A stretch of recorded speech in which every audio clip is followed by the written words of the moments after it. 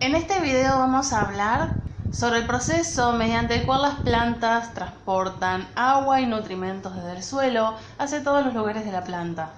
Y además, para poder observarlo, vamos a realizar el experimento de la tinción de las flores.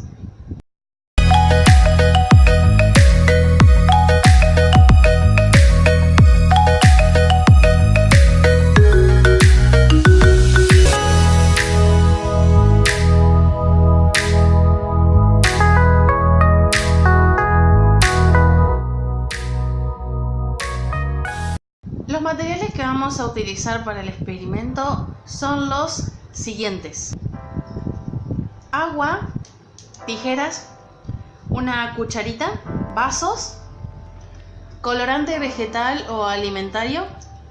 En este caso yo conseguí estos dos, rojo y negro. Veremos qué sale. Y flores preferentemente de color blanco o colores claritos. En mi caso voy a utilizar crisantemos. Lo primero que vamos a hacer es llenar los vasos con agua.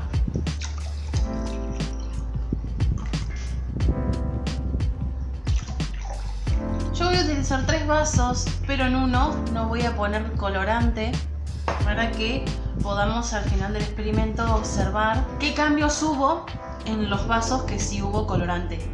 Luego vamos a mezclar el agua de los vasos con un poco de colorante.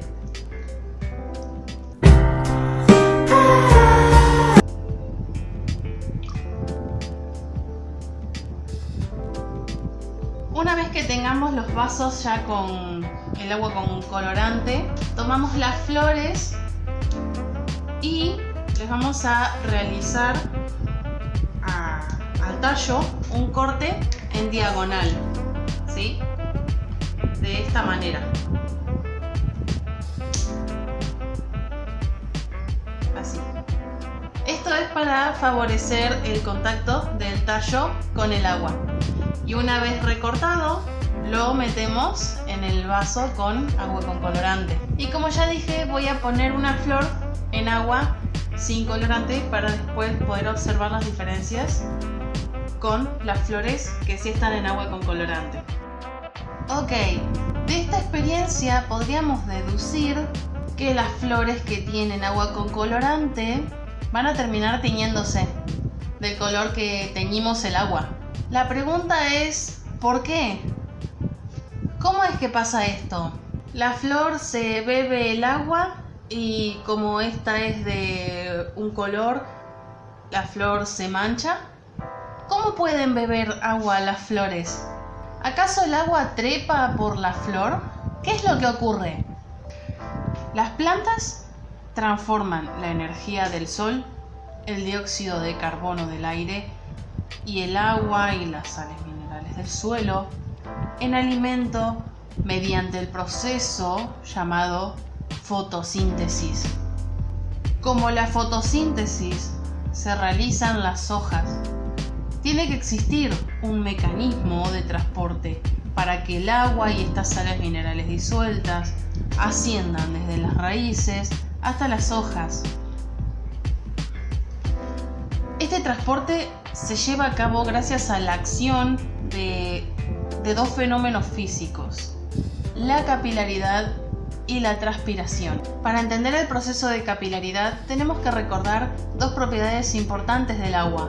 La molécula de agua está formada por 2 átomos de hidrógeno y un átomo de oxígeno, dispuestos de tal manera que el lado del oxígeno posee carga negativa y el lado de los hidrógenos carga positiva.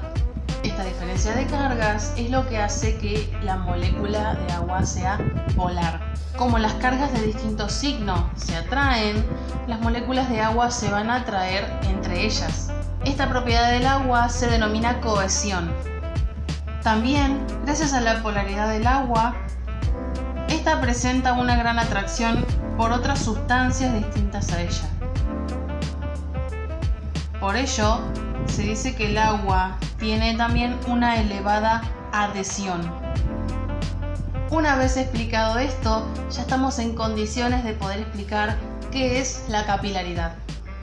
La capilaridad es la capacidad que tiene el agua de ascender en contra de la gravedad por pequeños tubos, poros o capilares.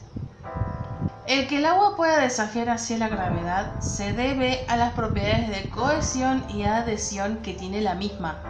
El agua se pega a la superficie del tubo por adhesión y las moléculas de agua que se adhirieron a la superficie del tubo también están fuertemente ligadas con otras moléculas de agua. O sea, hace que hay una gran cohesión entre ellas.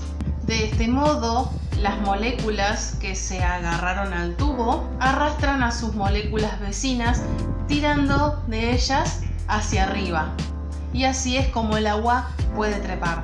En el caso de las plantas, los tubos se llaman vasos conductores del xilema. La capilaridad por sí sola no es suficiente para que el agua y las sales minerales recorran el camino desde las raíces hasta las hojas, ya que llega un momento en el que la masa de agua es tan grande que las fuerzas de adhesión y cohesión no pueden vencer la gravedad. Para ayudar a la capilaridad entra en acción el proceso de transpiración. La transpiración es la pérdida de agua mediante la evaporación a través de las hojas principalmente, pero también por el tallo y por las flores. La pérdida de agua hace que la presión hidrostática en los vasos conductores baje, lo que produce un empuje hacia arriba de la columna de agua. El agua que sube reemplaza a la que se evaporó y el proceso comienza de nuevo.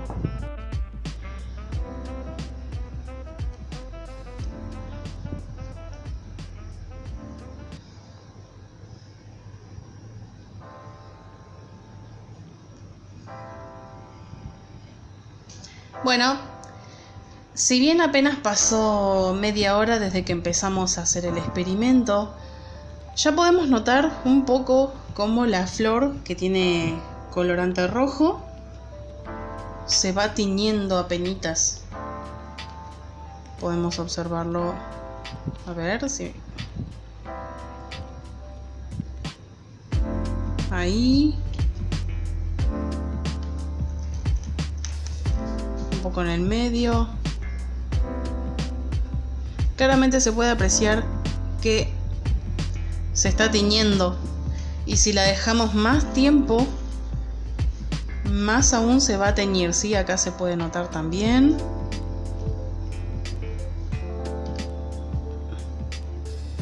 Más acá.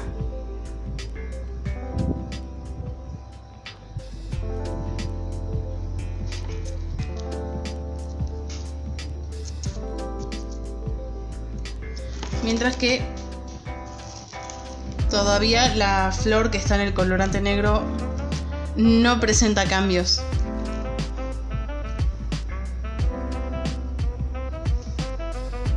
Queda así corroborado nuestro experimento, pero aún nos queda una duda por resolver. ¿Por qué se tiñen las flores?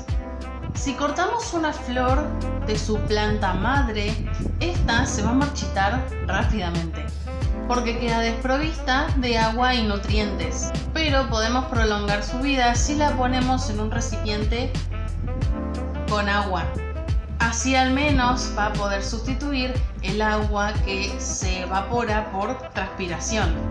Las flores de nuestro experimento absorben el agua gracias a la capilaridad y a la transpiración. Como consecuencia, los pétalos y los vasos que se encuentran en el tallo se tiñen. Este proceso puede tardar minutos, horas, días, dependiendo de muchos factores.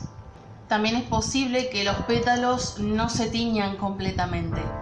Depende, por ejemplo, tanto de las propiedades del colorante que utilizamos como de la temperatura. Por ejemplo, si hace calor, la flor va a transpirar aún más que si hiciera frío. Y si la flor transpira más, esta va a teñirse más rápidamente.